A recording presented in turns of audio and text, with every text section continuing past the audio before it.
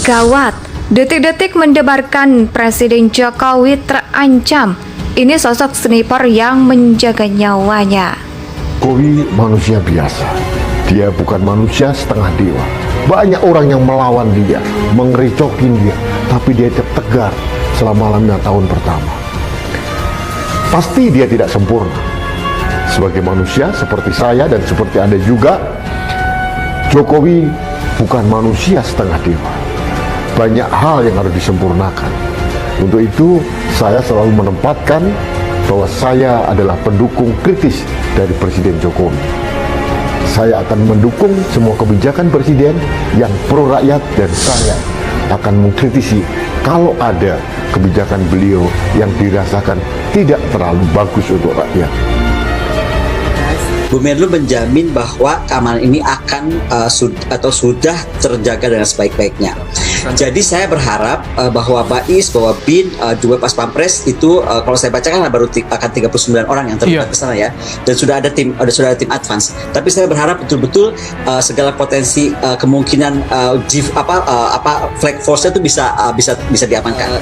Walaupun ditekankan oleh Bu Menlu, sebenarnya intinya kan Pak Jokowi ini sebagai bagian dari, kita kan anggota dari Champion Group from Global Crisis Response Group ya. Jadi intinya adalah bagaimana pengamanan pangan. Itu yang kita concern karena beliau akan menghadiri G7, akan membahas itu. Jadi harus berangkat. Yang kedua adalah bagaimana terkait kontribusi kita kepada perdamaian dunia. Nah, saat saya tanyakan kepada Bu Menlu bagaimana tentang keamanan, sadari bahwa Pak Jokowi ini seorang politisi. Anda masih ingat nggak tanggal 2 Desember 2017 apa yang dilakukan sama Pak Jokowi menghadapi demo?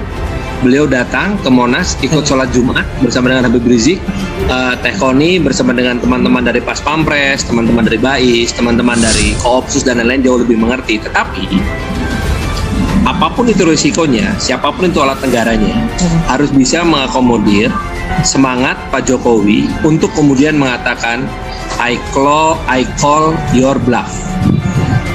Itulah yang dilakukan sama Pak Jokowi. Kalau kata orang Sunda, emang wanian ya presiden teh. Itu kalau di kalian tahu zaman SBY ada pembangunan apa? Yang jelas saat zaman SBY itu kalau di Bali itu banyak perizinan hotel, perizinan yang banyak, tidak memikirkan rakyat. Zaman Pak Jokowi banyak pembangunan, jalan tol semua Papua ke Indonesia itu sudah nyambung, banyak dibangun juga bandara, airport. Kalian kok bandingin Pak Presiden Jokowi dengan SBY? Ya nggak ada bandingannya. SBY cuman dulu zaman menjabat itu cuman perizinan memperkaya diri. SBY pemilik saham Transmart. Keluarga Cemara kaya. Indonesia sejak dulu kala tetap dipuja-puja bangsa. Presiden Joko Widodo telah melaksanakan kunjungan kerja ke wilayah Bumi Khatulistiwa, Provinsi Kalimantan Barat. Jokowi dan rombongan pemerintah pusat tiba di Kalimantan Barat dengan pesawat kepresidenan melalui Bandar Udara Internasional Supadio yang terletak di Kabupaten Kuburaya. Nah, selama kunjungan itu Presiden Jokowi tak cuma dijaga oleh prajurit-prajurit TNI dari pasukan pengamanan Presiden atau Pas Pampres saja, tapi juga dari berbagai unsur di TNI, baik itu TNI Angkatan Darat dan Angkatan Laut, dan juga TNI Angkatan Udara. Tak main-main, dalam pegawai Vivi itu, TNI bahkan mengerahkan unsur pasukan khusus. Salah satunya adalah dari Komando Pasukan Gerak Cepat atau Kopasgat. Berdasarkan siaran resmi penerangan Kopasgat TNI dilansir Viva Militer Rabu 10 Agustus 2022. Hingga mengerahkan pasukan sebanyak satuan setingkat kompi dari Batalion Komando 463, Brajamusti dan pasukan dari Datasemen Pertahanan Udara 473 Kuntowijoyo Danu. Fokus utama dari Kopas pasukan rahasia teori ini dalam pengamanan VVIP itu adalah menjaga keselamatan dan nyawa Presiden RI saat tiba dan beraktivitas di sekitar area Bandara Internasional Supadio. Ada beberapa tim yang dikerahkan ke fase diantaranya tim pengamanan dan penyelamatan alias Permata, Selalu ada tempel runway dan nggak cuma itu, kapal SKT juga mengerahkan penembak jitu. Alias sniper Kopasgat menempatkan tim-tim itu di beberapa sektor yang dilalui Presiden Jokowi dan rombongan. Dalam siarannya, Kopasgat menyiarkan foto penampakan sosok sniper. Jadi tempatkan di sebuah bangunan tinggi menyerupai menep yang tepat menghadap ke area bandara Presiden Jokowi dan rombongan ke Kalbar untuk mengikuti sejumlah kegiatan. Salah satunya meresmikan Tower A dan B RSUD Dr. Sudarso di Kota Pontianak. Mak Jokowi, Pak Listio dan Pak Mahfud ini surat dari keluarga Baradae yang isinya begini. Orang tua Baradae mengirimkan surat memohon perlindungan hukum dan hak asasi manusia. Surat itu dibuat pada 9 Agustus 2022, ditujukan kepada Presiden Joko Widodo, Kapolri Listio Sigit Prabowo, dan Menko Polhukam Mahfud MD. Kami memohon perlindungan hukum dan HAM untuk anak kami, ujar keluarga Baradae, yang juga untuk kami sebagai orang tua, keluarga, dan tunangannya, sambungnya.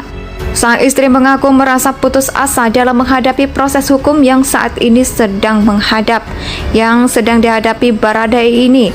Bahkan rasa khawatir serta takut selalu ada dalam hatinya. Sekiranya sudah terbuka ini disahkan, sampaikan kepada bapak-bapak yang kami hormati. Kami memohon mohon bapak-bapak dapat berpindah secara bijaksana untuk memenuhi permohonan kami, tuturnya. Selain itu, lanjut Yunus, keluarga Baradae tetap menghormati proses hukum yang sedang berjalan saat ini. Kalau juga kami percaya bahwa setiap warga negara berhak mendapat perlindungan. Ya, berikut pernyataan lengkap dari orang tua Baradae. Setelah Jokowi panggil Panglima Andika dan Kapolri. Setelah pertemuan antara Presiden Joko Widodo dengan Panglima TNI Andika Perkasa dan Kapolri Listio Sigit, bahwa pada Senin 8 Agustus akhirnya hari ini Irjen Sambo ditetapkan sebagai tersangka dalam dugaan kasus pembunuhan Brigadir J tewas akibat luka tembak di rumahnya. Presiden Joko Widodo telah melaksanakan kunjungan kerja ke wilayah Bumi Khatulistiwa, Provinsi Kalimantan Barat. Jokowi dan rombongan pemerintah pusat tiba di Kalimantan Barat dengan pesawat kepresidenan melalui Bandar Udara Internasional Supadio yang terletak di Kabupaten Kuburaya. Nah, selama kunjungan itu Presiden Jokowi tak cuma dijaga oleh prajurit-prajurit TNI dari pasukan pengamanan Presiden atau Pas Pampres saja, tapi juga dari berbagai unsur di TNI, baik itu TNI Angkatan Darat dan Angkatan Laut, dan juga TNI Angkatan Udara. Tak main-main, dalam pegawaian Vivi itu, TNI bahkan mengerahkan unsur pasukan khusus. Salah satunya adalah dari Komando Pasukan Gerak Cepat atau Kopasgat.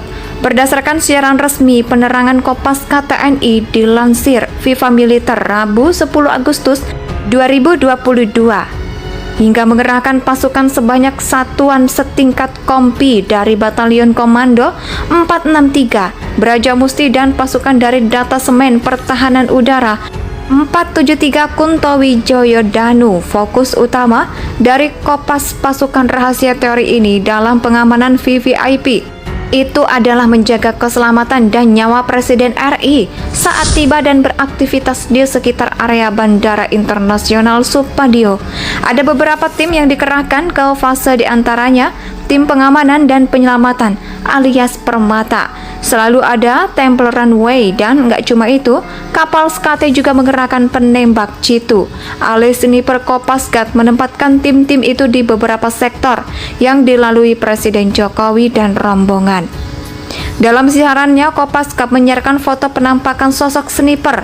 Jadi tempatkan di sebuah bangunan tinggi menyerupai menep yang tepat menghadap ke area bandara Presiden Jokowi dan rombongan ke Kalbar untuk mengikuti sejumlah kegiatan. Salah satunya meresmikan Tower A dan B RSUD Dr. Sudarso di Kota Pontianak. Mak Jokowi, Pak Listio dan Pak Mahfud ini surat dari keluarga Baradae yang isinya begini. Orang tua Baradae mengirimkan surat memohon perlindungan hukum Indonesia Indonesia tanah air beta, pusaka abadi nan jaya.